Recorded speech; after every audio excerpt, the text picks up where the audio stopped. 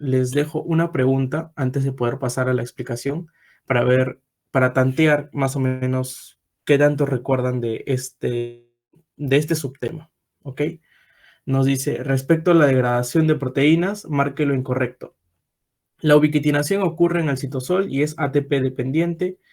En la ubiquitinación actúan tres enzimas, E1, E2 y E3. La E1 es una enzima activadora y la E2 es una enzima transferasa. Y la alternativa D dice la E3 tiene actividad oxidasa y se encuentra en el paso 3. Ok, espero sus respuestas por el chat.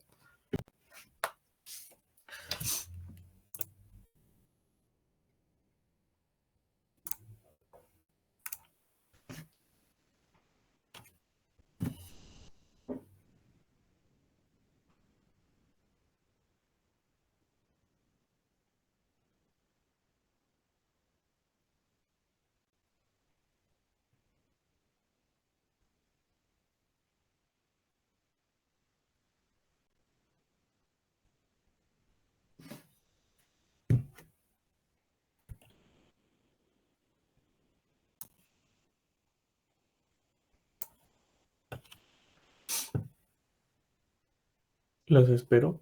Pueden lanzar cualquier clave si no están seguros. O con un signo de interrogación si no están seguros.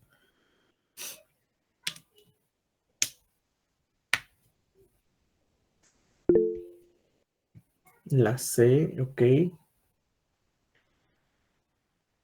La C. Uno más, uno más, uno más.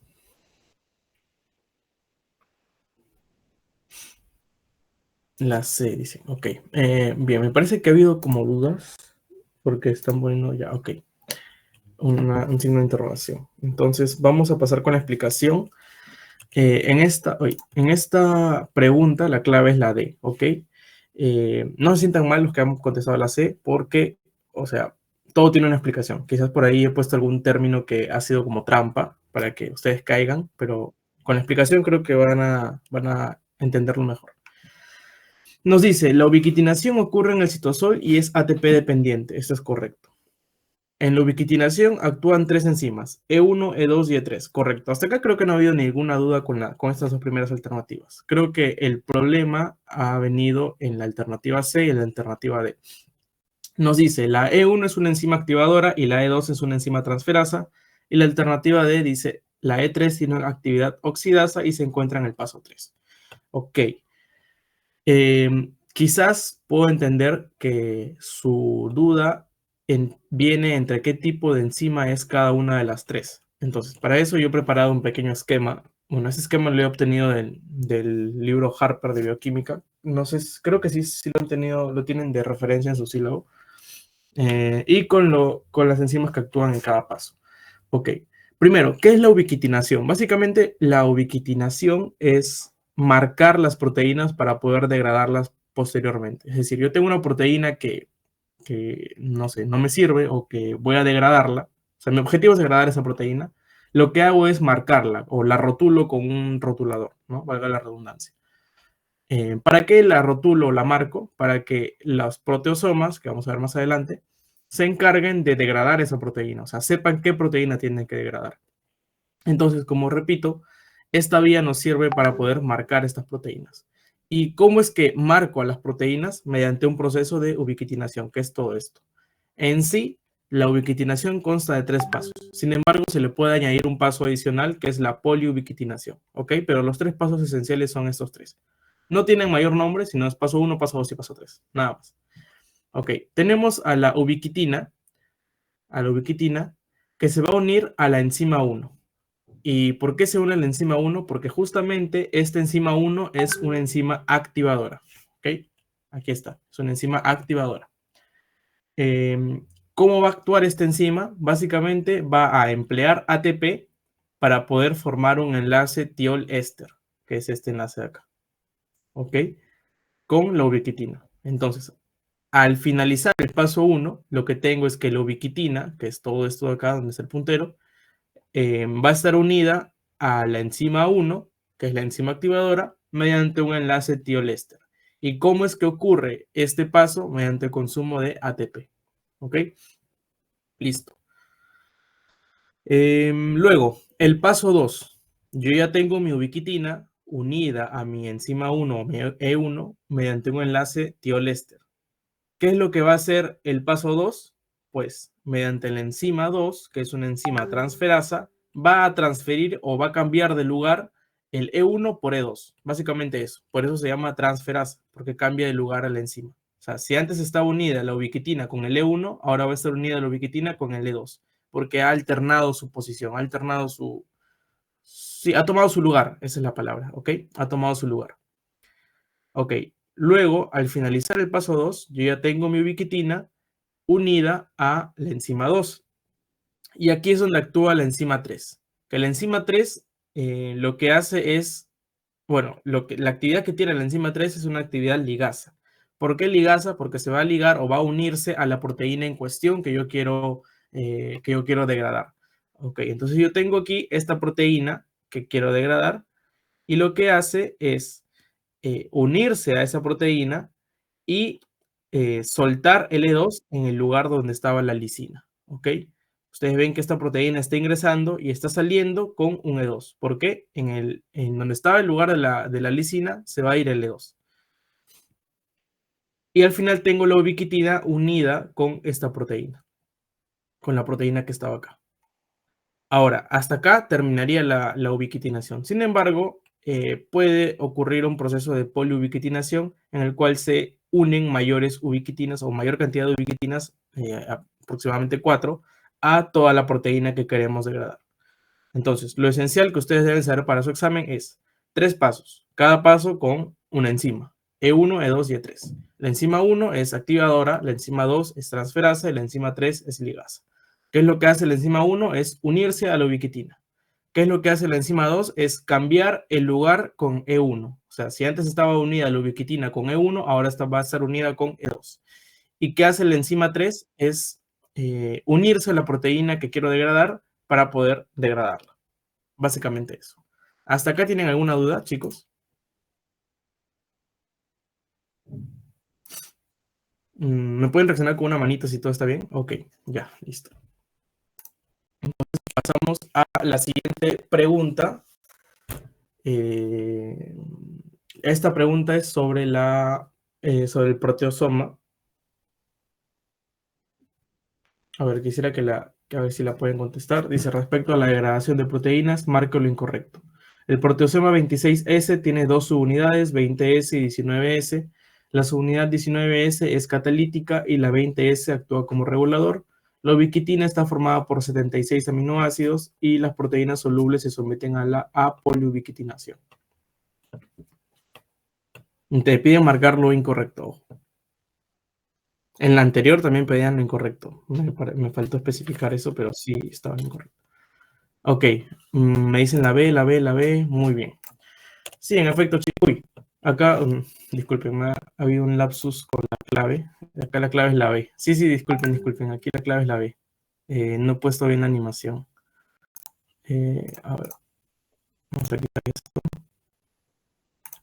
Sorry con excuse me, chicos. Ay.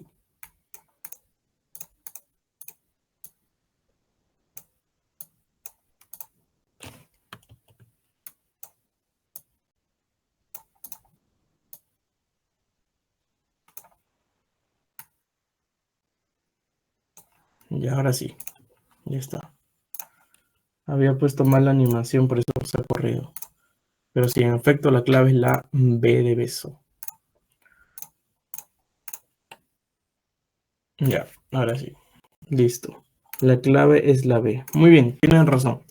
El proteosoma 26S tiene dos unidades, 20S, 19S, sí. De hecho, en su diapositiva está un esquema bonito del proteosoma, solo que aquí ya no pude colocarlo.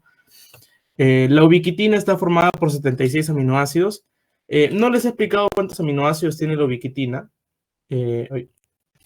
Ok, pero sí, tiene 76 aminoácidos. Y quizás como consejo que les puedo dar es que cuando les dan datos muy precisos, lo más probable es o sea, datos muy precisos que probablemente no lo hayan visto en su teoría o casi nadie lo sepa, o casi nadie lo haya mencionado, mejor dicho, es muy probable que sea cierto, porque es muy raro que les pregunten la cantidad de aminoácidos de tal cosa si es que no les han mencionado, salvo sea una molécula muy conocida, ¿no?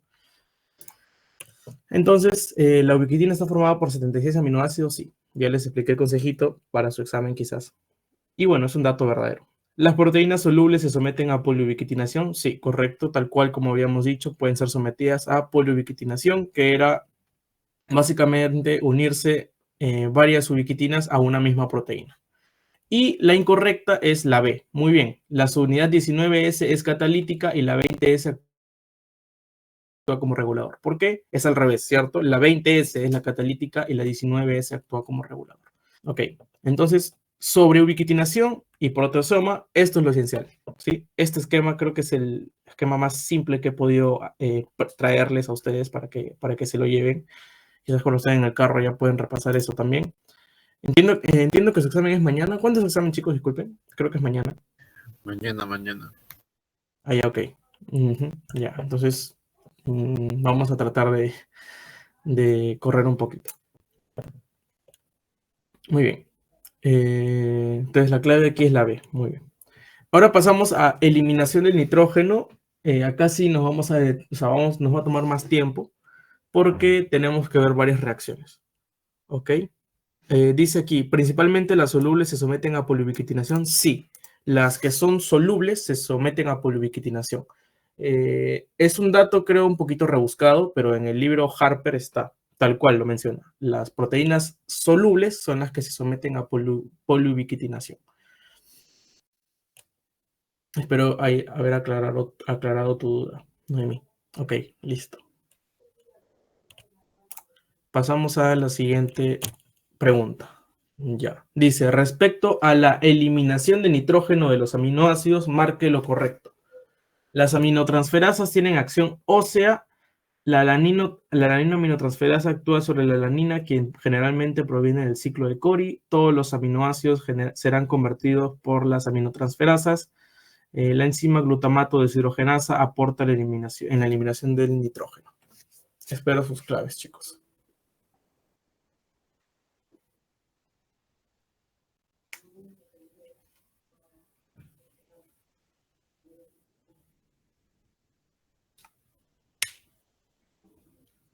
Ok, no me dicen la D.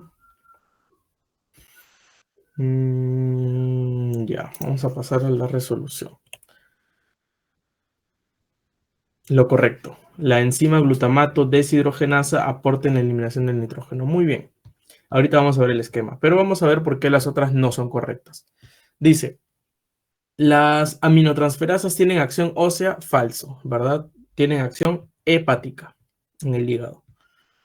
La alanina aminotransferasa actúa sobre la alanina. Sí, es correcto esta parte. Quien proviene generalmente del ciclo de Cori, falso. Ustedes recordarán el ciclo de Cori, ¿para qué servía? Podrían ponerme en el chat. No, creo que yo les di el repaso a ustedes o a enfermería, creo, no recuerdo.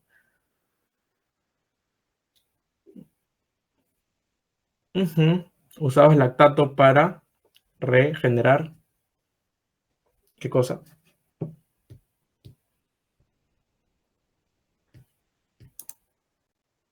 Básicamente. Todos los aminoácidos serán convertidos por las aminotransferasas. Falso. Ok, falso.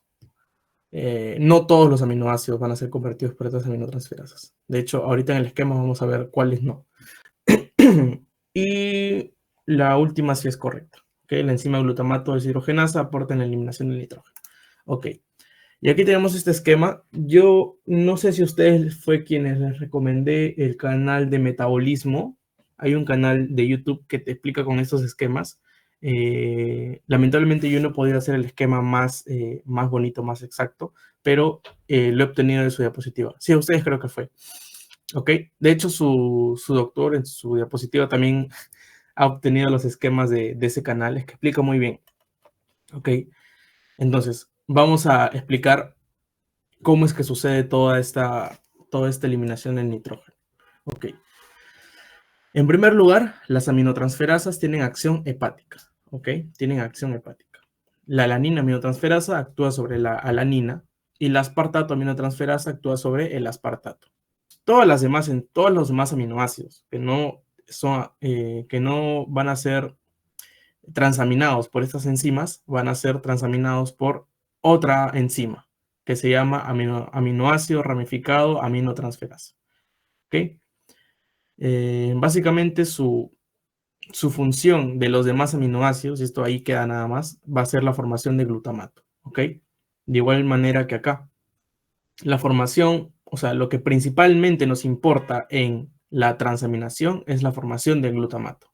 Bien es cierto que la reacción de transaminación genera piruvato cuando se trata de la alanina y oxalacetato cuando se trata del aspartato. Podrían preguntarles, pero, o sea, podrían recordarlo, sí, pero lo más importante es la formación de glutamato. Y ahora, aquí yo les había colocado de que la alanina proviene del músculo esquelético. ¿Ok? Ahora, ¿qué es lo que sucede? El glutamato se va a convertir en glutamina. ¿Cómo es que se va a convertir en glutamina? En primer lugar, mediante el consumo de ATP. ¿Ok? Ahora, lo que quiero yo es chapar o capturar amonio que se una a esta glutamina. La glutamina básicamente lo que va a hacer es transportar amonio hasta el hígado. ¿Ok? Va a servir como transportador. Esta glutamina va a llegar al hígado y mediante la enzima glutaminasa que se encuentra a nivel de las mitocondrias va a formar glutamato. ¿Y qué es lo que va a hacer aquí? El amonio que había estado transportando lo va a liberar mediante el consumo consumo de agua. Ahora, ustedes se están dando cuenta que tanto por esta reacción catalizada por la glutaminasa que forma glutamato y las reacciones catalizadas por las aminotransferasas, estamos formando glutamato.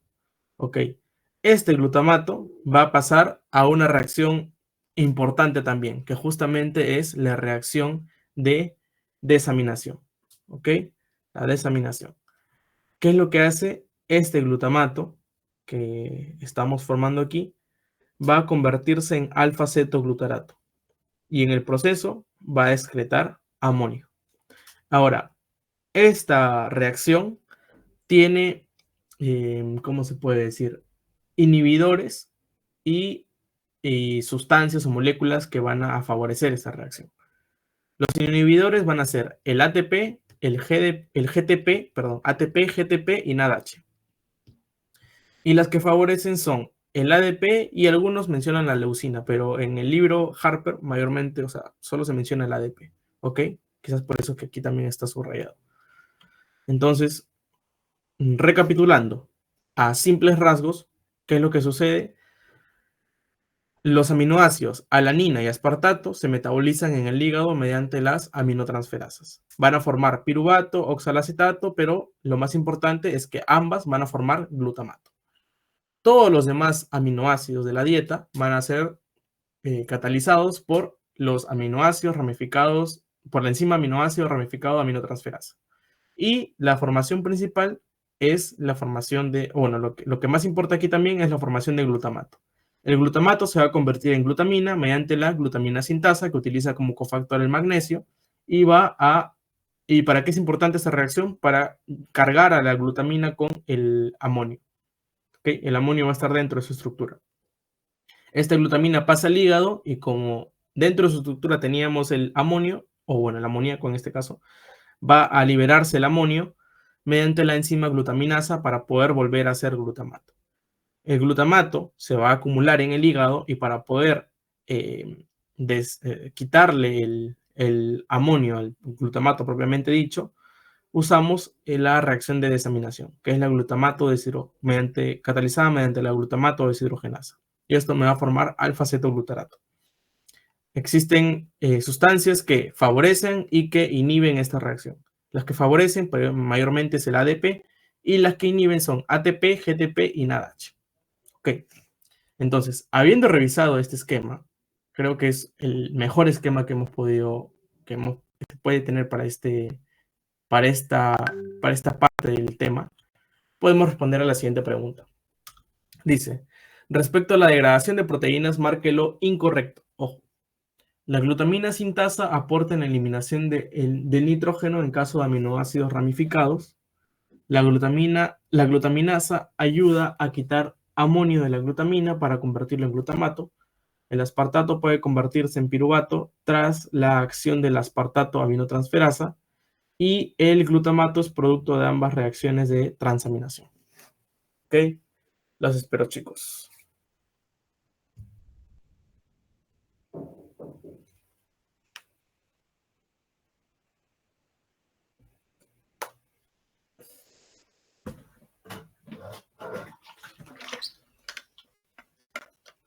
La C me dicen por ahí.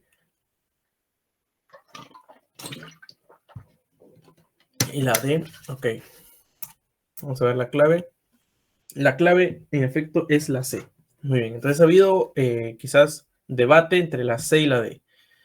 Ustedes están acertando que la A y la B son correctas. ¿Ok? Hasta ahí vamos bien. Dice, la glutamina sintasa aporta en la eliminación del nitrógeno en caso de aminoácidos ramificados. Muy bien. Teníamos que la glutamina sintasa ayudaba a que el glutamato formado de los aminoácidos ramificados se convierta en glutamina y así poder también eliminar el nitrógeno de estos aminoácidos. La glutaminasa ayuda a quitar amonio de la glutamina para convertirlo en glutamato, correcto. La glutaminasa se encargaba de esa reacción, cataliza esa reacción, de convertir la glutamina en glutamato mediante la liberación de amonio. El aspartato puede convertirse en piruvato tras la acción del aspartato aminotransferasa. Entonces nos pasamos a esta reacción que el aspartato se convierte en oxalacetato. El que se convierte en piruvato es la alanina. Justo les mencionaba, no es 100% necesario que se memoricen esto, o sea, qué cosa es lo que forma cada uno, pero sí es importante que lo sepan. Pero más importante aún es que cada una de estas reacciones de transaminación forman glutamato. ¿Ok? Y la última clave dice, el glutamato es producto de ambas reacciones de transaminación. Sí, es correcto. El glutamato es producto de la primera reacción y de la segunda reacción de transaminación. O sea, de ambas reacciones, mejor dicho. No primera y segunda, sino de ambas reacciones, que son diferentes. ¿Ok? Hasta aquí espero haber dejado claro. Creo que tenemos una pregunta más. Sí, una pregunta más. Dice, respecto a la desaminación, márquelo incorrecto. La actividad de la glutamato deshidrogenasa es inhibida por ATP, GTP y NADH. La actividad de la glutamato deshidrogenasa puede ser activada por NAD. La reacción de desaminación es libremente reversible y uno de los productos de desecho es el amonio.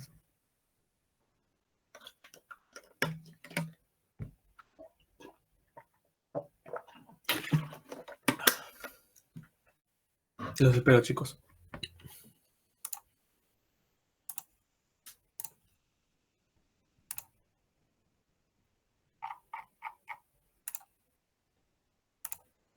La C, me dicen por aquí, ok.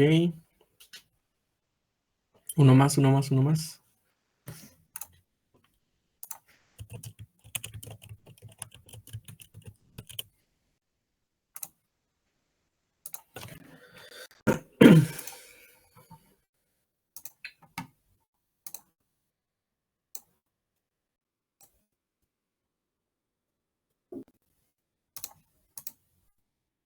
La C y la B, ok. La respuesta correcta es la B. Ok. Aquí ha habido debate entre la C y la B. Ok, vamos a analizar. Nos dice, marque lo incorrecto. Entonces las demás deberían ser correctas. La actividad de la glutamato deshidrogenasa es inhibida por ATP, GTP y NADH. Correcto. Les mencionaba que, que las que inhiben son ATP, GTP y NADH y las que activa o las que favorece esta reacción es el ADP. Muy bien, Girela. Entonces, dice acá, la actividad del glutamato deshidrogenasa puede ser activada por NAD. No, es por ADP, tal cual. Entonces, esta es la falsa. La C. ¿La reacción de desaminación es libremente reversible? Sí, es correcto. Quizás me faltó mencionarlo oralmente, o sea, hablado, pero si ustedes se dan cuenta, la flechita indica que es completamente reversible. Y el libro Harper también lo indica así, es libremente reversible. Y uno de los productos de desecho es el amonio, es correcto, muy bien. El amonio es una de las razones por la cual se da esta reacción para poder excretarlo. Entonces, la clave es la B, la incorrecta. porque no se activa por NAD, sino por ADP. ¿Hasta aquí hay alguna pregunta para poder pasar al ciclo de la urea?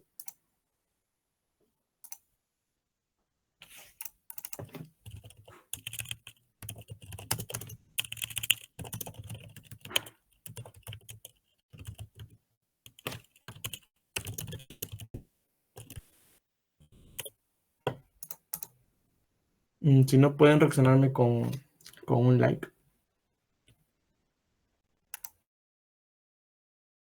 Ok, pasamos entonces a ciclo de la urea. Muy bien. Si se dan cuenta, su clase no es tan extensa. Tiene partes, o sea, está completamente estructurada. Y lo que finaliza todo este proceso es el ciclo de la urea.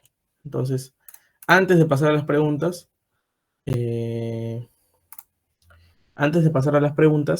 vamos a revisar el ciclo de la urea en sí, porque ponerles las preguntas creo que es un poquito, sería muy malo colocar las preguntas sin poner este esquema antes. ¿Ok? Este esquema es obtenido del libro Harper, como les había mencionado, y lo que explica es el ciclo de la urea. Ahora, ustedes deben de saber de que dos de todas las reacciones ocurren en la mitocondria, como ustedes pueden ver acá. Esta viene a ser la mitocondria. El resto de reacciones ocurren en el citosol. Ahora,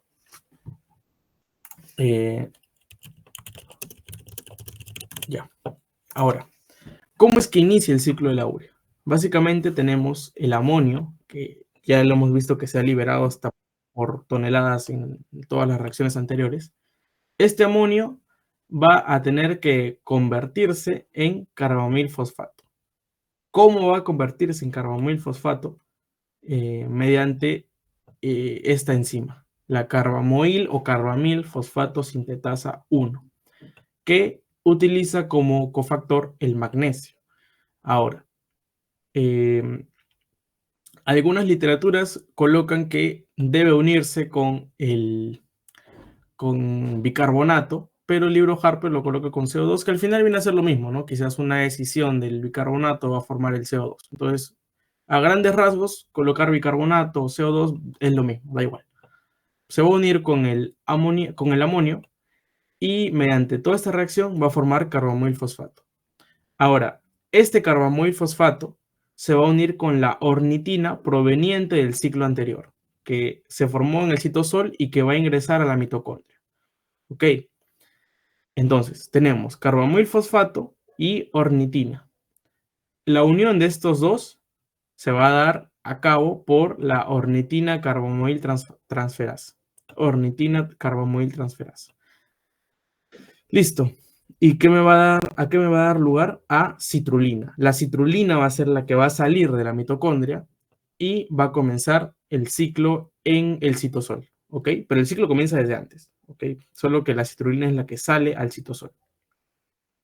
Ahora, la citrulina, junto con el aspartato, va a formar el arginino succinato mediante la arginino succinato sintetasa. ¿Ok? Los nombres de las enzimas ustedes saben que son, básicamente te dicen qué es lo que ocurre en la reacción.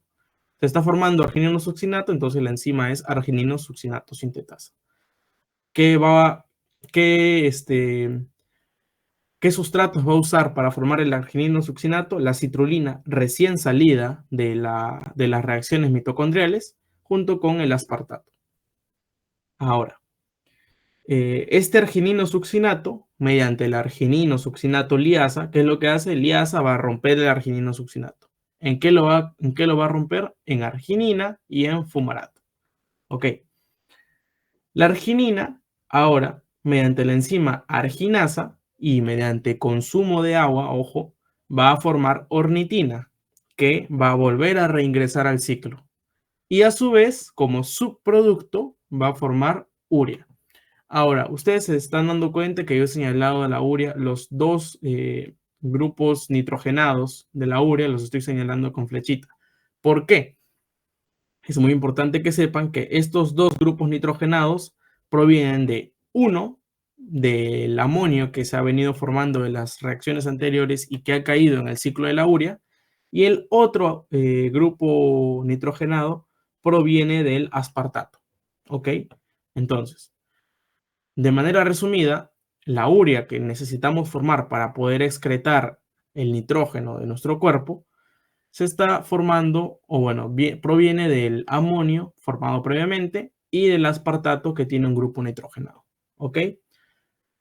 Otro dato importante, para poder recalcarles, mejor dicho, un dato importante es que las reacciones mitocondriales solamente son dos. No vayan a caer, chicos. Cuidado, les pueden poner que tienen tres, eso ya saben que es falsa. Solo tienen dos reacciones mitocondriales, catalizadas por la carbamil fosfato sintetasa 1 y la ornitina carbamil transferasa.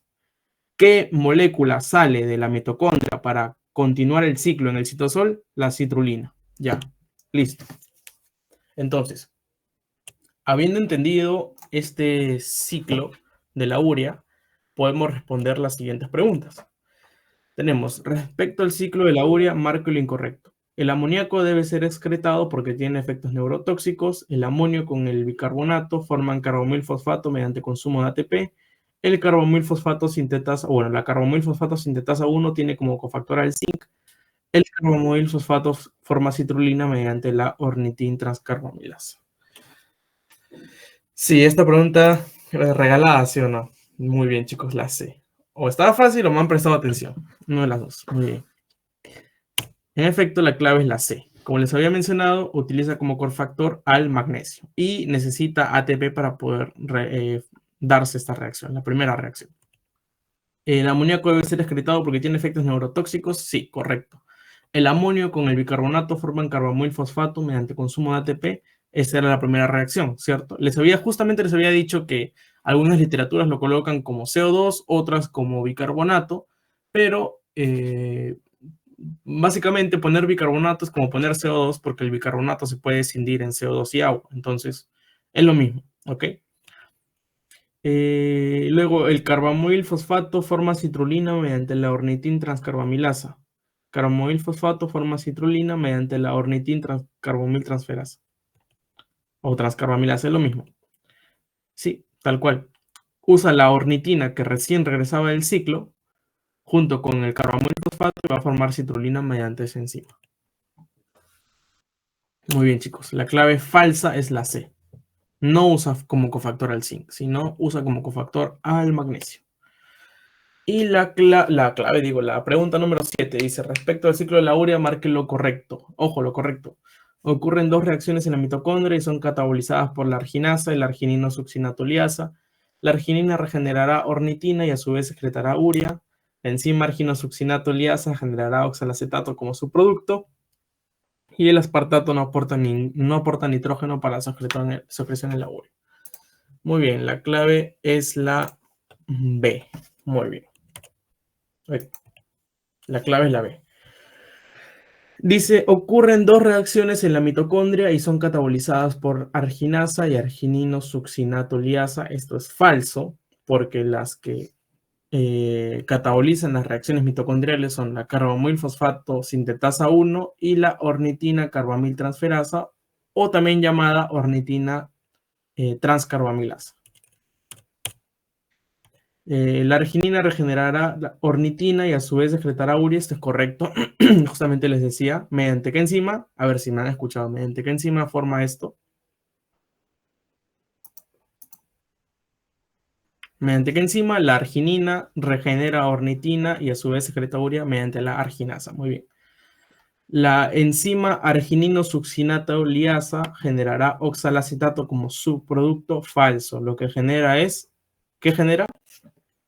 Fumarato. Muy bien. Genera fumarato. Y como subproducto, Diego. Por eso, acá está. O sea, sí forma arginina, pero la pregunta era, ¿qué subproducto forma? O sea, su producto principal es la arginina, pero de pasadita forma fumarato. Entonces, subproducto es fumarato. Ok.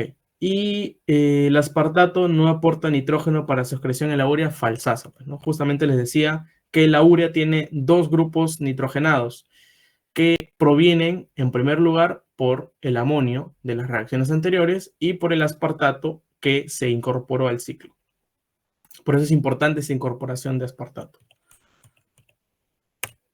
Listo, eso es falso. Entonces, sí aporta nitrógeno para su excreción.